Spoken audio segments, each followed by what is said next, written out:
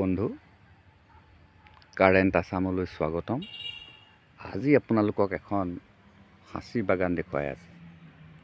এই সাঁচি বাগানখন যে দেখি আছে, এই বাগানখনত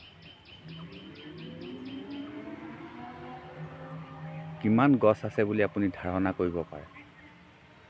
এই বাগানখন চব লাখৰ ওপৰত আছে, 1 লাখৰ ওপৰত ইয়াত গছ আছে। খুব সুন্দৰভাৱে এই বাগানখন কৰি আছে। এই চব আপোনালোকক মই দেখুৱাই আছোঁ।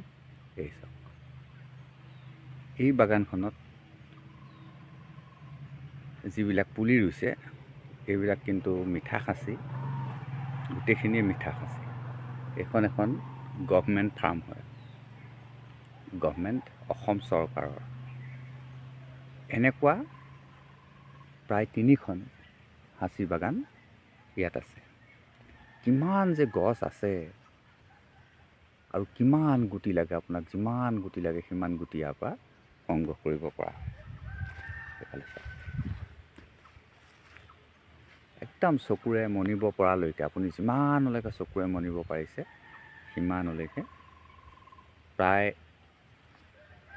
5 বিঘা, প্ৰায় 5 বিঘা মাটি হ'ব। এনেকুৱা 5 বিঘা 5 বিঘা 3-4খনমান ইয়াতে বাগান আছে।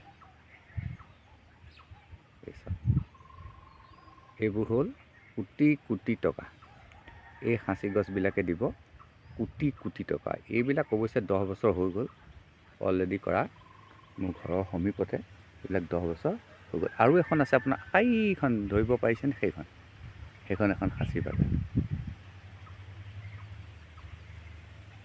হেল্ল' বন্ধু, এটা কথা আপোনালোকক মই অৱগত কৰিবলগীয়া হৈছে যে সাঁচি গছত মাল ধৰোৱাৰ যিবিলাক প্ৰক্ৰিয়া আছে, সেই প্ৰক্ৰিয়াবিলাক একচুৱেলি মই ভিডিঅ' আকাৰে আপোনালোকক দি দিবলৈ অক্ষম। মই ভিডিঅ' হিচাপে আপোনালোকক দিবলৈ এইকাৰণে অক্ষম যে আগৰ ভিডিঅ'বিলাকত মই এটা ইংগিত দি আহিছোঁ যে এইখিনি নেপাবলগীয়া, কিছুমান মানুহে নাপালে ভাল, তেনেকুৱা কিছুমান মানুহৰ হাততো তথ্যটো পৰি যাব। যেনে আপোনাৰ এজন ডক্তৰে বা এজন গৱেষকে কোনো এটা ঔষধ দিয়ে, কিন্তু তাৰ ফৰ্মুলাটো আপোনাক দি নিদিয়ে। ঔষধটোহে বিক্ৰী কৰিব, ফৰ্মুলাটো বিক্ৰী কৰি নিদিয়ে। ঠিক তেনেকৈ এই সাঁচি গছত মাল ধৰাৰ যিখিনি প্ৰক্ৰিয়া মই আপোনালোকক অলপ অচৰপকৈ দি আহিছোঁ, তেতিয়া আপোনালোকে বুজিব পাৰিছে যে এই বস্তুটো কি হৈছে। ধৰক মই আপোনাক কৈ দিলোঁ যে সাঁচি গছত আপুনি গজাল মাৰি দিয়ক। আচ্ছা, আপোনাক সাঁচি গছৰ গজাল মাৰি দিয়ক বুলি কোৱাৰ লগে লগে মই এইটো ডিক্লেয়াৰ কৰি দিয়া হ'ল যে কিছুমান মানুহে সাঁচি গছত গজাল মাৰিও মাল তৈয়াৰ কৰে। তেতিয়া কি হ'ব, যিখিনি মানুহে কিনিব, মই পূৰা পোনপটীয়াকৈ কৈছোঁ, যিখিনি মানুহে কিনিব সেই মানুহখিনিয়ে কিন্তু বহুত সাৱধান হৈ যাব যে আপুনি আৰু দাম ল'ব নোৱাৰিব। বস্তুটো ধৰা পৰিলে আপুনি দাম ল'ব নোৱাৰিব, কাৰণ তেওঁলোকে দাম নিদিব।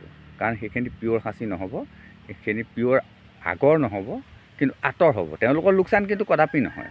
গোটেই গছজোপাত আপুনি ঠাহি গজাল মাৰি দিলেও আপোনাৰ তেওঁলোকৰ কিন্তু লছ কদাপি নহয়। কিন্তু অত্যাধিক দাম দি দিবলগীয়া হ'ল। অত্যাধিক দাম দিবলগীয়া হ'লে তেওঁলোকে পাছত সেই মালখিনি খটাবলৈ অলপ অসুবিধাত পৰি যাব। কাৰণ তেওঁলোকৰ প্ৰচেছটো এনেকুৱা, আজি এডাল গছ কাটি পেলাই নি লৈ গৈছে।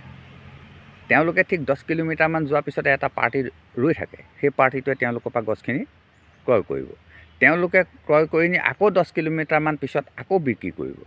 তাৰপিছত গৈ আকৌ ডাঙৰ গাড়ী ৰৈ থাকে, তেতিয়া গাড়ীত লোড হ'ব বস্তুটো। তাৰপাছত গৈ পেলাই নি বস্তুটো মহাজনৰ তাত যাব, বুজি পাইছেনে? মানে ডেগৰ মালিকৰ তাত যাব। কিন্তু এই কথাটো যদি গম পাই যায়, তেতিয়াহ'লে তেওঁলোকে যদি গজাল মৰা গছ এডাল যদি আপোনাক 2 লাখত লৈ গুচি যায়, সিটো পাৰ্টীয়ে যদি গম পাই যায়, যদি সিটো পাৰ্টীক আপুনি যেনিবা যেনে তেনে বুদ্ধি কৰি তেওঁক দি দিলে, তেওঁ ফুটি বুলি ভাবি লৈ গ'ল। কাৰণ এই একেবাৰে নিম্ন পৰ্যায়ৰ মানুহখিনি একো নাজানে। তেওঁলোকে গছৰ বিষয়ে সবিশেষ একেবাৰেই নাজানে। তেওঁলোকে মাত্ৰ ফুটিকেইটা চাব, কেইটা ফুটি আছে, কেনেকুৱা ফুটি আছে, সেইটোকে চাই গছডাল কাটি লৈ গুচি যায়। তেওঁলোকে দৰ দামৰ কথা বিশেষ একো নাজানে। একেবাৰে পানী ৰেটত বস্তুটো তেওঁলোকে উঠাই লৈ যায়, যাতে তেওঁলোকে গৈ পেলাই 2000ত নিলে 4000ত দিব। আৰু যেতিয়া আপুনি চাব, এটা কথা মন কৰিব, যেতিয়া আপোনাৰ গছ এডালত লাখ টকা হৈ যায়, যে 1 লাখ টকা হৈ গৈছে গছডালৰ দাম, তেতিয়া কিন্তু সেই গছডাল তেওঁলোকে নিকিনে, তেওঁলোকে ওপৰৰ পাৰ্টিটোকে লৈ আহিব। হেল্ল' বন্ধু, বেছি দীঘলীয়া নকৰোঁ, আজি ভিডিঅ'টো মই ইমানতে সমাপ্ত কৰিছোঁ।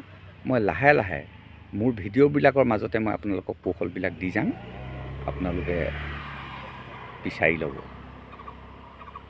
শেষলৈকে আপুনি ভিডিঅ'টো চোৱাৰ কাৰণে আপোনাক ধন্যবাদ জনাই আজি ভিডিঅ'টো ইমানতে সমাপ্ত কৰিলোঁ।